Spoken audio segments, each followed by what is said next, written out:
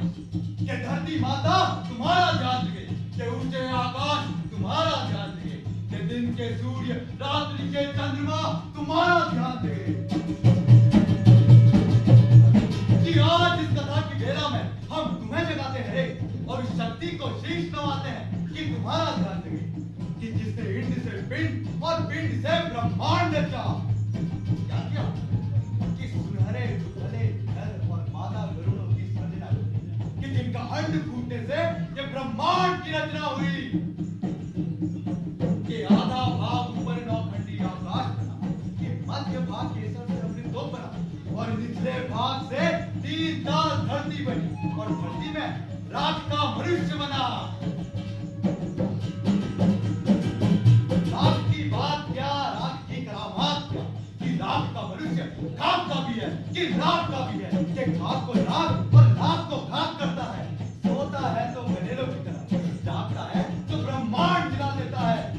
कि खाक को लाख करने वाले, तेल कूटी नगाड़ा गिन गिन बजाने वाले, मन की को चेताने वाले, मेरी इस वीर कथा के नैन कहने वाले, बॉयज बैक ऑफ ऑल, जो कि आप भी हो सकते हैं, आप भी और आप भी।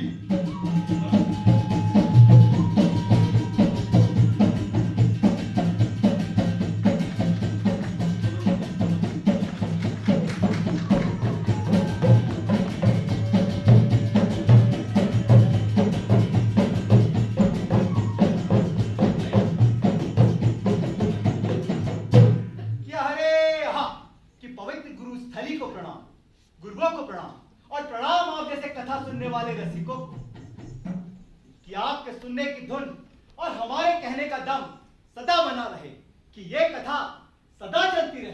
कथा कौन सी, किसकी? ये सुनो, ये सुनाओ, कि बात आगे बढ़ाओ। हाँ, तो एक समय काल ने क्या करवट बदली, पवन ने क्या दिशा बदली, कि पंचाचूली पर्वत श्रेणी की पर्वत मालाओं में पंचनाम देवों की भेंट केदार की यात्रा हुई। पंचनाम देव कौन? गोलू, गंगनाथ, भोला, महाबली हरु और सैम राजा, काली कुमाऊं और पाली पछाओं के 5 लोक देवता। पड़ती संध्या, जगती भोर, जिनके नाम की धूप पाती होती है, कि पहली फूल पाती चढ़ती है, कि हम तुम्हारा नाम लेते हैं देवो। जिस घर के स्वामी ने तुम्हारे नाम की पंचमुखी आरती जलाई, सूर्यमुखी शंख बजाया, बाती जलाई, उसे पट्टी का पटवारी बनाना, गांव का मुखिया, जिले का कलेक्टर बनाना, उसका रुतबा उठाना, कुंबा बढ़ाना, कि हम तुम्हारा नाम लेते हैं देवो। अहो मेरी कथा के सुनने वालों, कि आज पंचनाम देवों ने पंचाचूली की वनस्थली में क्या करनी करी, क्या भरनी भरी, कि गुरु के नाम की धुरी जलाई, अलग जगाई, भभूत रमाई, कि हम प्रणाम करते हैं मामू महेश्वरी नाथ, गुरु निर्मली नाथ को, कि जिसने हमारा मुंड मूंडा, कान फाड़े, विद्या का भार, वेदों का सार दिया, हाथ में चमत्कारी चिट्टा, माथे पर त्रिलोकव्यापी त्रिपुंड, ज्ञान का कमंडल, ध्यान का त्रिशूल थमाया, कांधे पर खुरवा की झोली दी और हाथ में सन्यासी सोटा दिया। गुरुओं के नाम अलग पुकार, पंचनाम देवों ने 4 चुटकी खाक पंचाचूली की वनस्थली की ओर उड़ाई और कहा, इस वनस्थली को भी हमारा नमस्कार है। 4 चुटकी खाक का क्या उड़ना, लाखों की सौगात, देवों की करामात, कि आज पंचाचूली की वनस्थली में भरपूर बहार, कि इस पार उस पार डाल डाल फल लग गए, कि पास पास फूल खिल गए, कि पंचाचूली की वनस्थली में जहां बंदर और लंगूर खिंगारू और हिसालू को तरसते थे, कि आज फलों का खाना और फलों का हगना करने लग गया।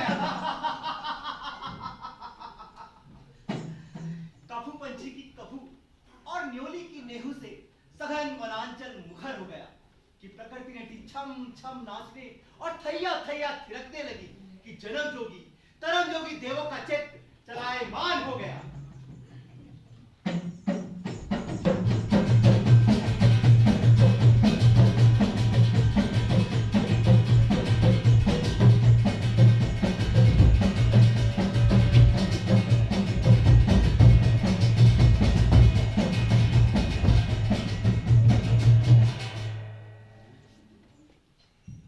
दिन आए मास लगे, मास गए बरस लगे,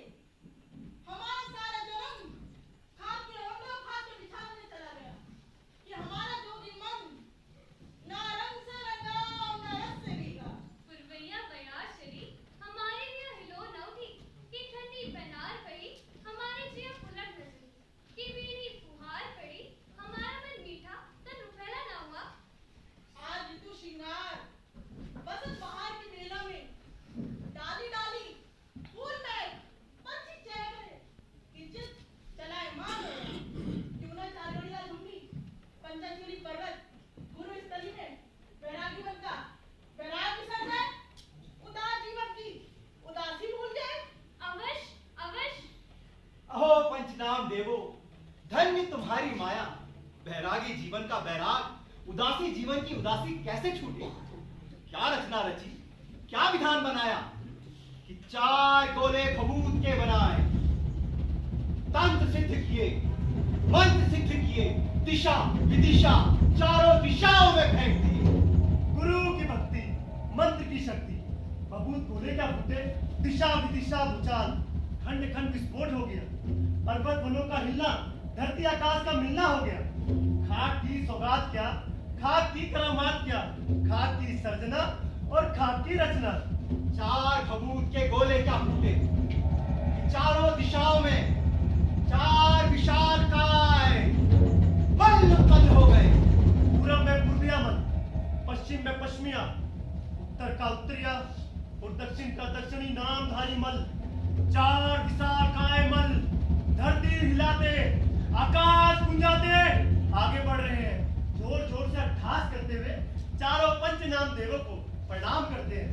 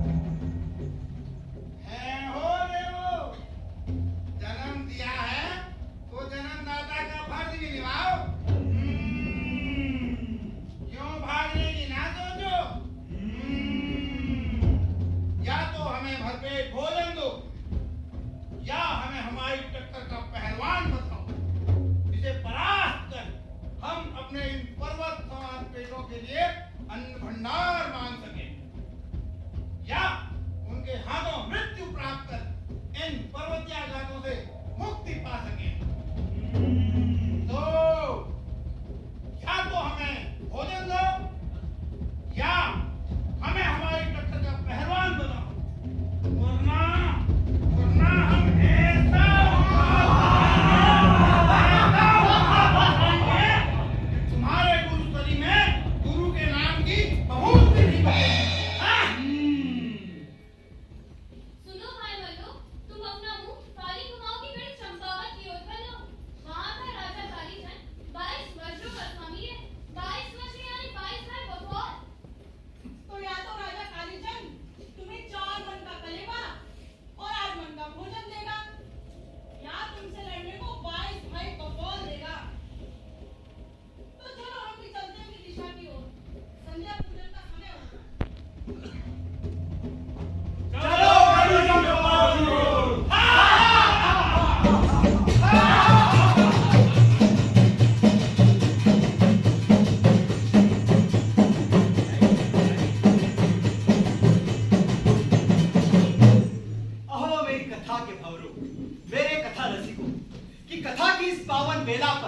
रमोलिया हुड़के पे हाथ मारता कि जिस दिन गढ़ी चंपावत से खड़कधारी छत्रधारी राजा टोटी से रानी रूपाली की डोली लाए कि काला कौवा माया उड़ गए, कि कुबरेरी बिल्ली रास्ता काट गई, तो रानी रूपाली की नौलख तली डोटी घोड़ी भाप एड़ी चाप लगाकर अपने बाएं बैठने वाली बना कर लाए कि गढ़ी चंपावत में राज तो पहले की तरह कालीचंद का होगा, मगर कालीचंद के मनोराज्य पर रूपाली रानी का राज होगा।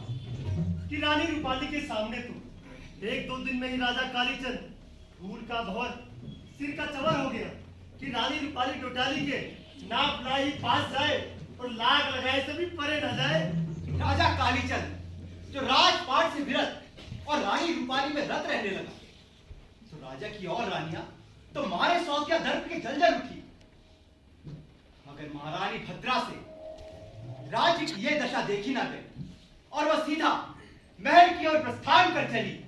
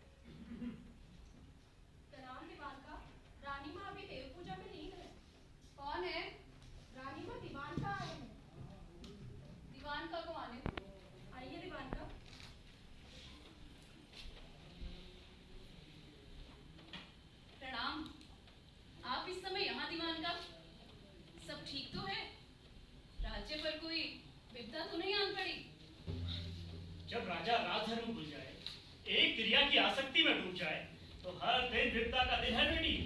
आसान नहीं है राजपथ। इसकी जिम्मेदारियां गृहस्थ से 1000 गुना ज्यादा बताई गई है, और अब तो अनर्थ हो चुका है। अनर्थ? ऐसा क्या हुआ है दीवान का? बताने में देर न करें, मैं अधीर हो रही हूँ।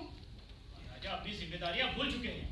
वे नई नवेली रानी के साथ रंगरलियों में डूब चुके हैं, और ये भी भूल चुके हैं कि राज्य के असली रक्षक 22 भाई बफौल, जिन्हें धरती के तपते हुए सूरज की उपमा दी गई है, उनके आगमन की सूचक बफौल ढूंगी अभी तक अपूजी पड़ी है। बफौल ढूंगी अपूजी रह गई? ये तो अनर्थ हुआ। अगर हमारे रक्षक 22 भाई बफौल हमसे रूठ गए, तो फिर इस गढ़ी चंपावत के दुर्दिन दूर नहीं। अब क्या करना होगा दीवान का? महाराज की गंगा तोड़नी होगी बेटी। ये कार्य तुरंत करना होगा। राजा का राजकर्म से विरत होना सूर्य और चंद्र के ना उगने के समान है। राजा का धर्म जनता को खुशहाल करना और सीमाओं को सुरक्षित करना ही तो है। लेकिन राजा ये सब भूल चुके हैं। वे अपने दायित्वों से दूर हो चुके हैं। भाई बफौल हमारे असली रक्षक हैं। जिस दिन काली कुमाऊं पानी बचाओ से बफौल भाइयों के पांव की दबक हटी, उस दिन राजा कालीचंद के सर का मुकुट भी नहीं रहेगा। मैं अभी महाराज को सूचना भिजवाती हूँ दीवान का। अब एक पल की भी देरी युगों तक पछतावे का कारण बन सकती है। प्रणाम।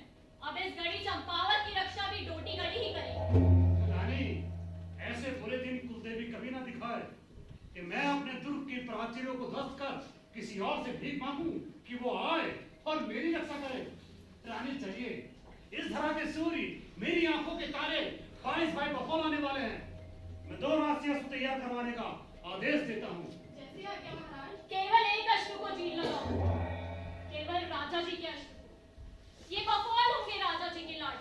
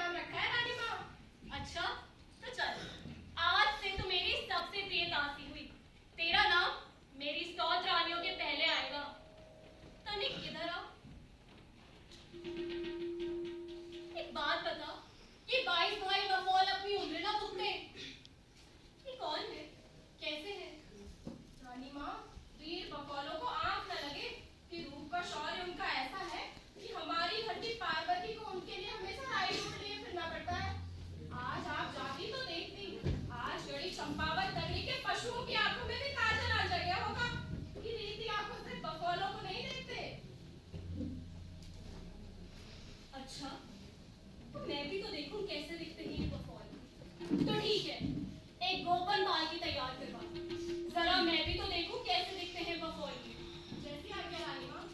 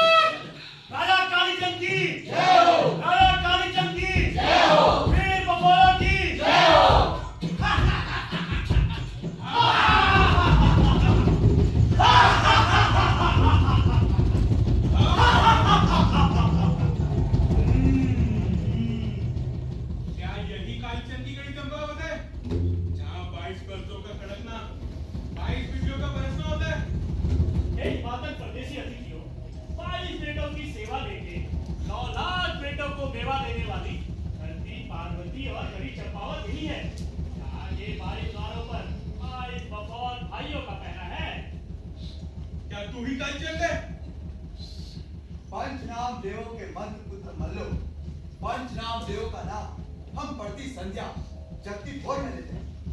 तुम भी हमारे तिथि हो, आग्रही हो। राजा कालीचरण के दरबार से कुमाऊं की धरती पार्वती की देवी से कोई भी नीचे हाथ न लौटा। हम 22 बफौल अपने मस्तकों का हट जाना नजराना देकर के तिथियों की मनचाही करेंगे। अरे मच्छर हट किनारे और राजा कालीचरण हाथ हाथ की आरती फूल बाती हमारी करवा, हाथ हाथ की जो आरती दिलवा।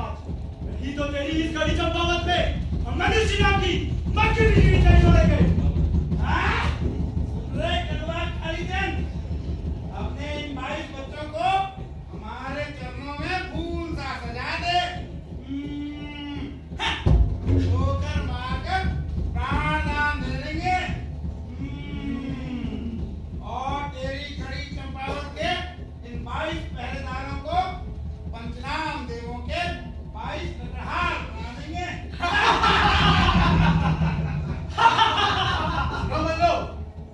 शेरनी की कोख से गीदड़ जन्मता हुआ देखते तो विधि का लेख मान लेते। ज्ञान ध्यान के स्वामी पंचनाम देवों के बबूत गोले से तुम्हारी उत्पत्ति हुई और शेर का चोला पहने गीदड़ बनाई है तुमने? हवेली की सूरती सिर्फ मैं बना लूं। अरे भान भानी मन लो कि पंचनाम देव का नाम तुमसे कलंकित होता है।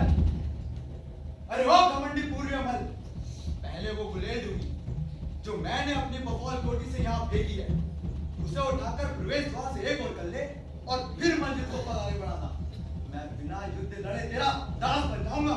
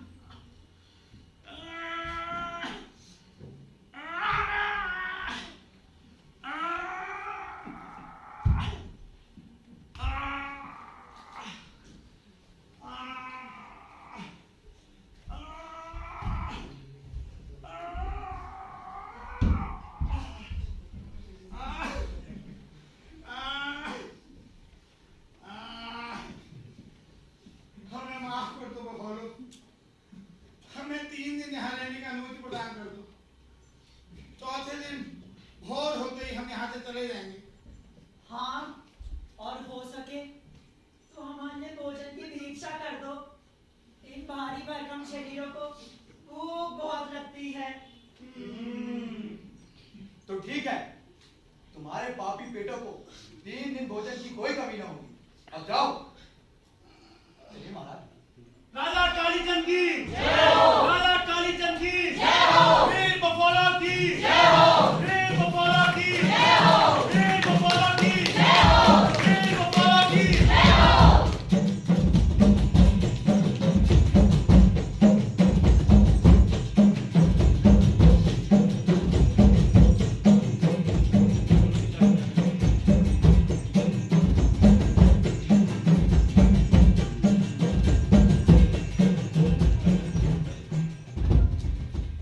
वो रहे हमारी माटी के गौरव 22 भाई बकौल। अरे चुप्पी, रात्रि के समय चंद्र और दिवस में सूर्य को इंगित कर दर्शाने की भी कोई आवश्यकता है? हिमालय की ढलान में ब्रह्म कमल की तरह बफौलों की शोभा कोई अपने वचनों में बांध नहीं सकता। रानी माँ, रूप और शौर्य का अनोखा संगम है ये। न्योली, रूप और बल तो मैंने बहुत देखा, पर ये सम्मोहन मुझे पहली बार अनुभव हुआ। न्योली, ये हमें विवाह बंधन में तो नहीं बंध रही? रानी माँ, इन 22 भाई बकौलों की एक ही जीवन संगिनी है, रानी दूध केला। बल, बुद्धि और विद्या के धनी इन वीरों ने रूप तो देखा, पर रूप सागर का सौंदर्य नहीं देखा। आज तेरे इन बफौलों का सामना डोटी गढ़ी के सौंदर्य से होगा।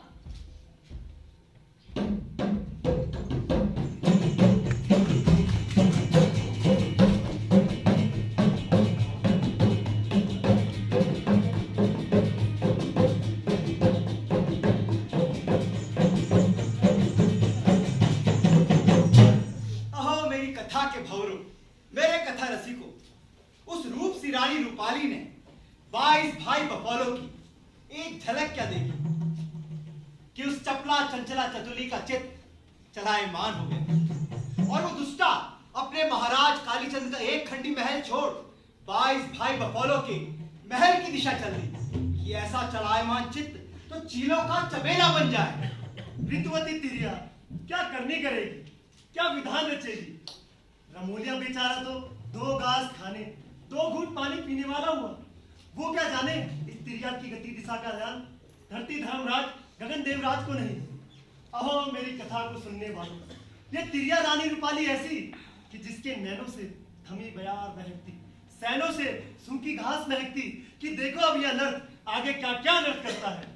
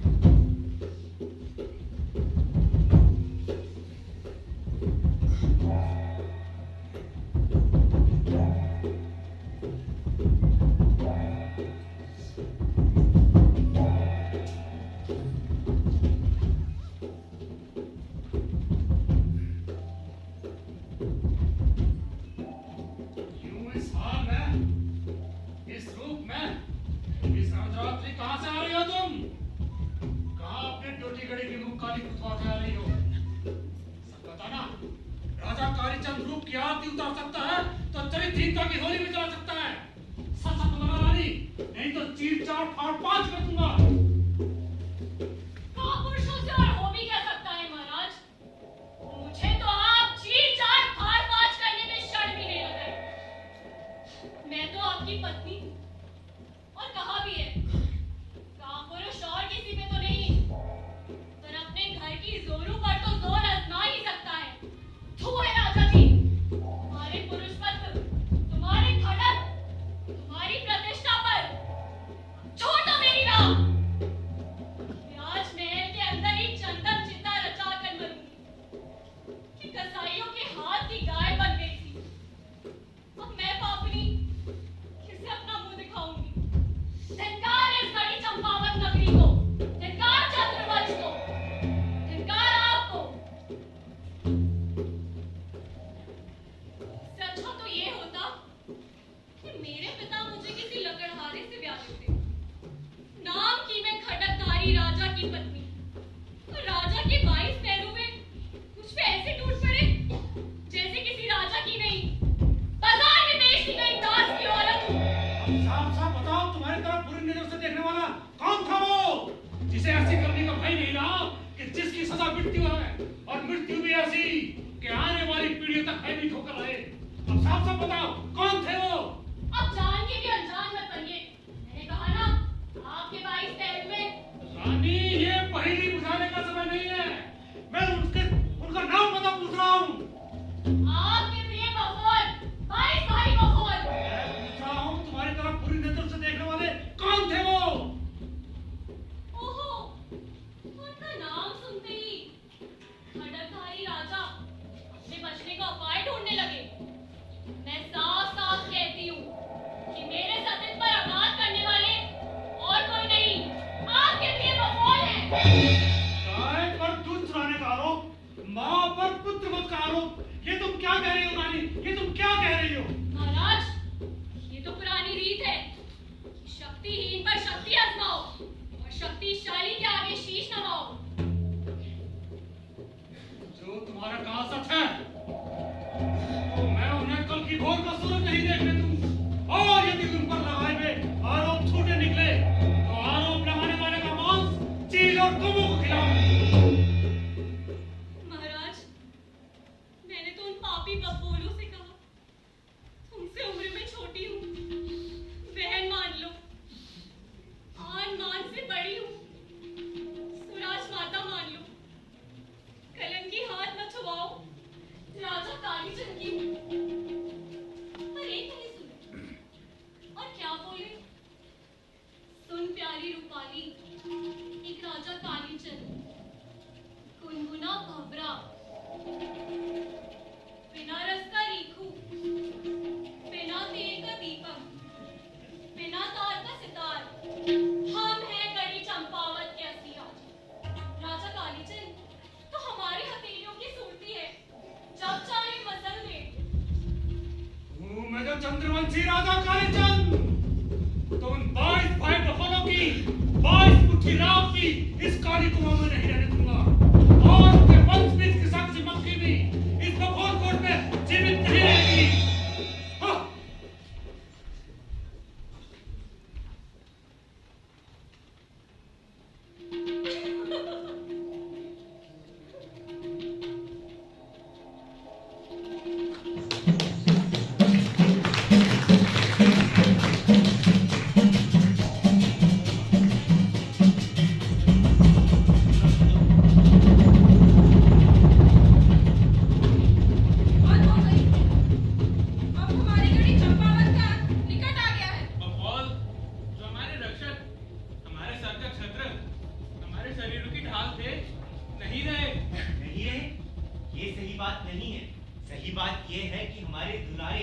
हमारी आंखों के तारे 22 भाई बफौल मार दिए गए।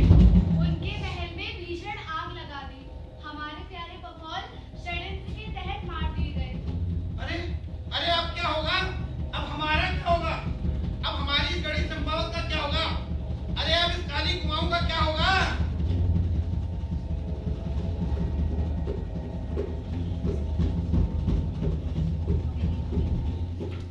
अरे सामान लिए कहाँ जा रहे हैं?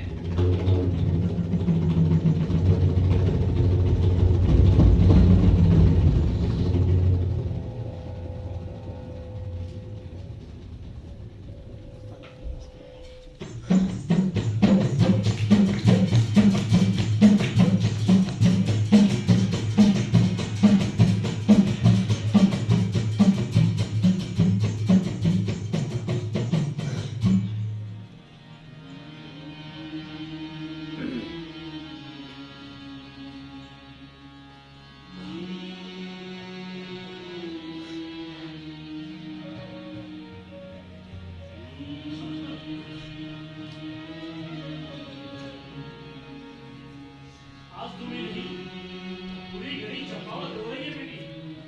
जो अनर्थ आज यहाँ हुआ वो कल्पना से भी परे है। एक राज्य के लिए इससे दुखी बात क्या हो सकती है कि उसके दुलारे जन जन के प्यारे सैकड़ों शेरों के घरों से भरे लेकिन मालिकों की तरफ खोले, जिनका रोम रोम गली चंपावत के लिए निष्ठा से परिपूर्ण था, उनकी इस तरह हत्या कर दी गई। मगर दीवान का जो इतने बलवान, तपवान और बुद्धिमान थे, उन्हें कौन मार सकता है? पूरी घड़ी चंपावत के बल भी इकट्ठा होकर बल लगाते तो एक बफौल भाई के पैर को तक नहीं ला पाते। तो उन्हें बल से नहीं छल से मारा गया है बेटी, और ये कार्य केवल वही कर सकता है जिसे बफौलों के महल के गुप्त रास्ते पता हो। मगर इसका ज्ञान तो केवल राज परिवार को है। कुछ बातें हम जानते हैं, समझते हैं, मगर कहते नहीं, चुप रहते हैं। मगर चुप रहना तो कायरता है दीवान का, बल्कि उससे भी निकृष्ट कृत्य है। वो भी इस समय जबकि अनर्थ हो चुका है और विनाश होने जा रहा है। हमारा राज्य जब पहले से ही भूचाल से कंपित है तो हमें एक और भूचाल नहीं लाना चाहिए। लेकिन हमें चुप रहना है, लेकिन चुप्पी का अर्थ निष्क्रियता नहीं है। हमारे प्यारे बफौल मार दिए गए, प्रजा का संकट मोचक अब कोई नहीं है। यहाँ पर संकट तो अब आने वाला है। पूरी चंपावत का रोम रोम अब संकट में है। मुझे कुछ नहीं सूझ रहा दीवान का, आप मार्गदर्शन करें। मुझे अपनी मातृभूमि के लिए पूरा जीवन समर्पित करना है। बफौलों के हत्यारे अब बफौल कोठी को अपना निशाना बनाइए बेटी। बफौल भाई मुझे बता के गए हैं कि उन्हें दूध केला को अपना सौंप कराए हैं। ललित दूध केला गर्भवती है, ये समाचार तो हर्षदायक है दीवान का। अब परम आवश्यक है कि बफौलों के परिवार की हर संभव सहायता की जाए।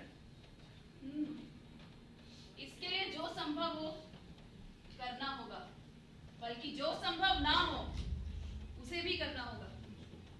मगर समय बहुत कम है दीवान का, आप मार्ग सुझाइए, मैं प्रतीक्षा करूंगी। प्रणाम।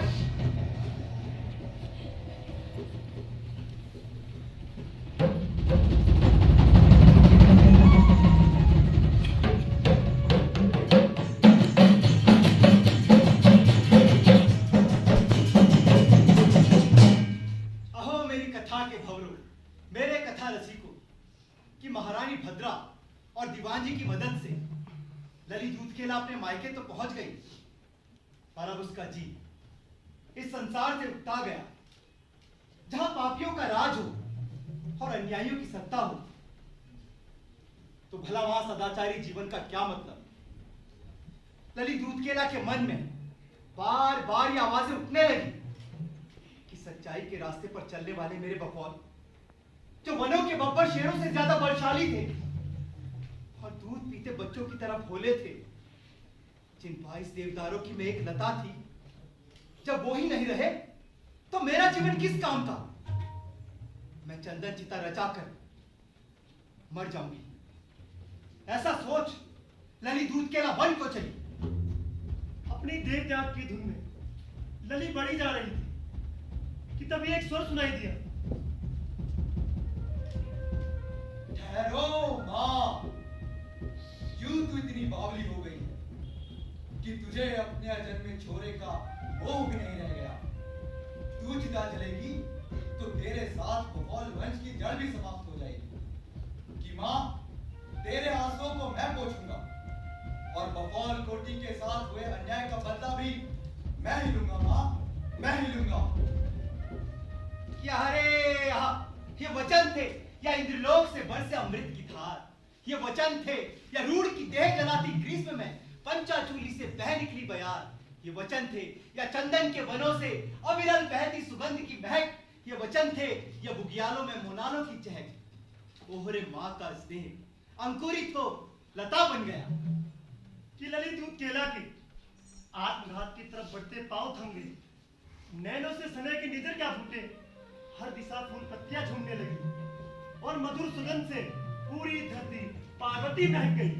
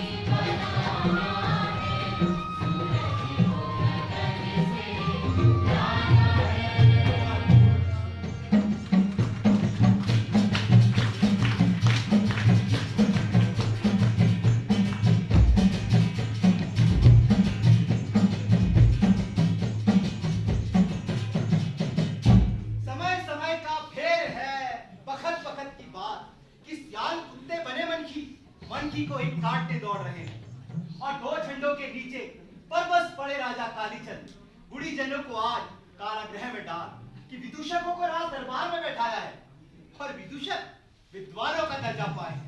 जब से प्रजा के रखवारे उनकी आंखों के तारे 22 भाई बफौल क्या गए, जन जन त्राहिमाम में है। अब राजा कालीचंद तो बस नाम का राजा है, रानी रूपाली ही असली करता धरता है और दो धड़े महर प्रत्याल उनके आधार बने हैं। 4 विशाल काय मल चारों दिशाओं के पहरेदार बने हैं, जो हर दिन 4 मन का कलेवा 8 मन का भोजन करते हैं और जनता बेचारी जुर्मियों के पैरों तले रौंदी जा रही है।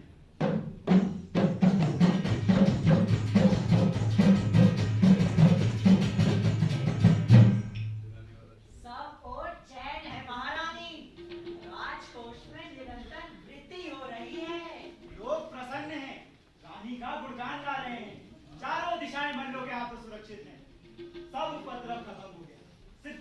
रहे हैं जिनके मुंह में राजा का नाम और रानी का गुणगान है। बाकी सब बफालों के नगाड़ों की तरह खामोश है। आज खामोश है, कल बोल भी सकते हैं। उनको मदी ड्रम में डालो, कोई भी ऐसा ना बचे जिसको चिलम न पिलाई जाए। जी महारानी, जो आए, जो लेते। राजकवि, कोई गीत सुनाओ।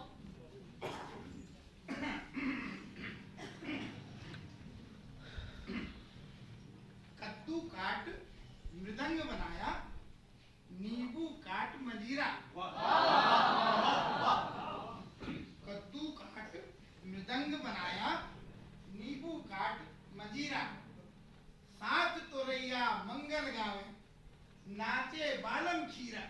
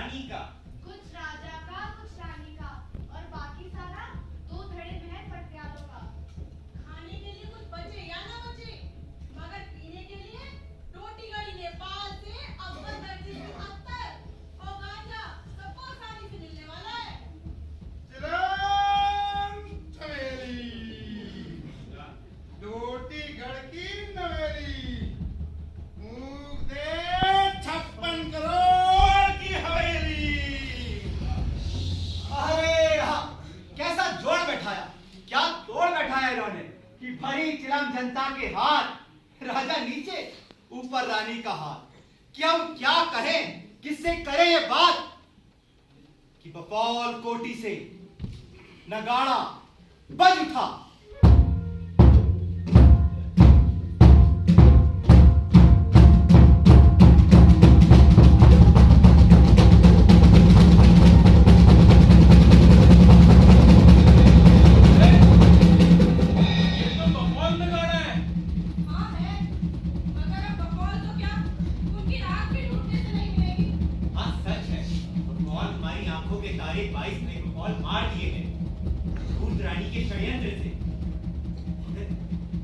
नगाड़ा बकौल नगाड़ा ही है। बिल्कुल बिल्कुल, मेरी स्मृति भ्रमित नहीं हो सकती। ये नगाड़ा कोई और बजा ही नहीं सकता। यानी नगाड़े अभी खामोश नहीं हुए हैं।